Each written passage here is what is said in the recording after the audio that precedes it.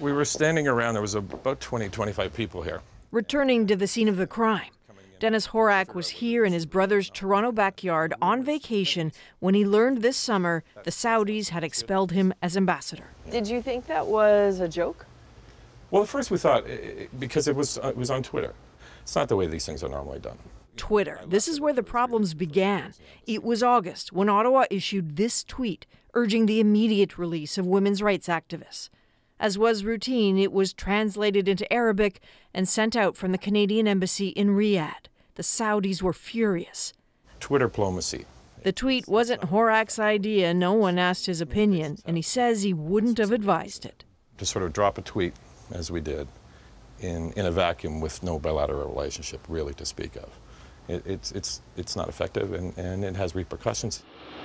Saudi Arabia canceled flights to Canada, ordered Saudi investment pulled, declared Saudi students would have to leave, and recalled its own ambassador. Did Ottawa screw up? We took a step too far. I think the immediate release line seems to be what has really agitated them. Whether we can come back from that or not, I don't know. Why would this offend the Saudis so much? They were upset that it was in Arabic. They felt that we were targeting their audience, their public. They feel that perhaps Saudi Arabia is being too compliant with Western demands. This would give them ammunition to say, see, look, we're being pushed around by the West. A few months on, the Saudis still talk indignantly about Canada. Have a listen to the foreign minister last week in New York.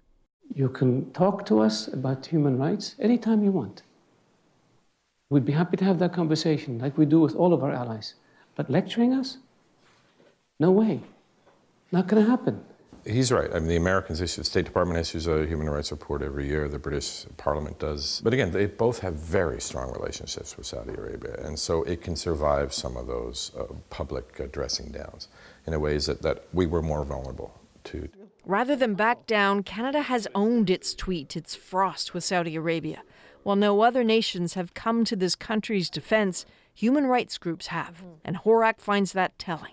It seems to me that the applause that the government has gotten from Amnesty International and other organizations is something that's welcomed by the government, and perhaps rightly so, and perhaps that's what's driving it.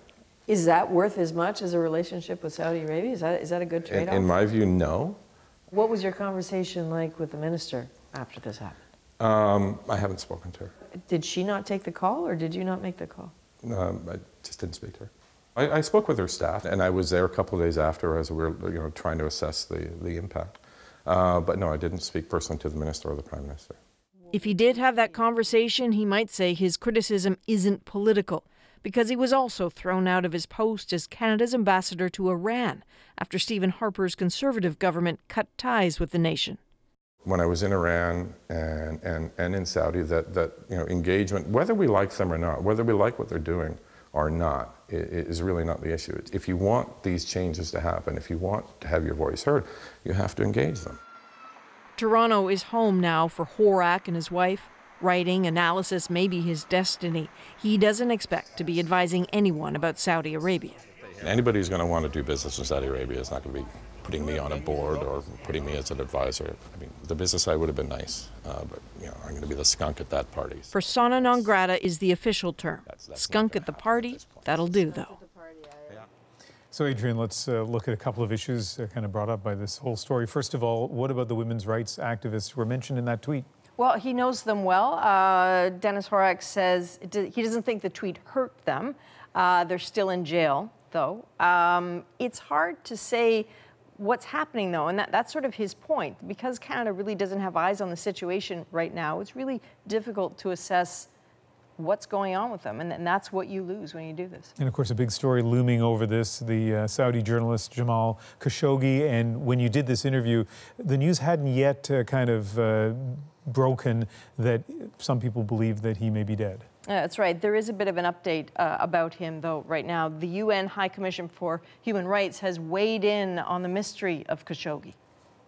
We call for cooperation between Turkey and Saudi Arabia to conduct a prompt, impartial and independent investigation into the circumstances of Mr. Khashoggi's disappearance and to make the findings public.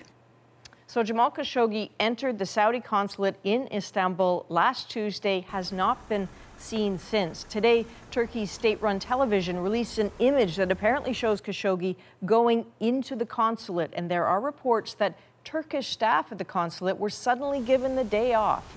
The Saudis maintain Khashoggi left the building shortly after.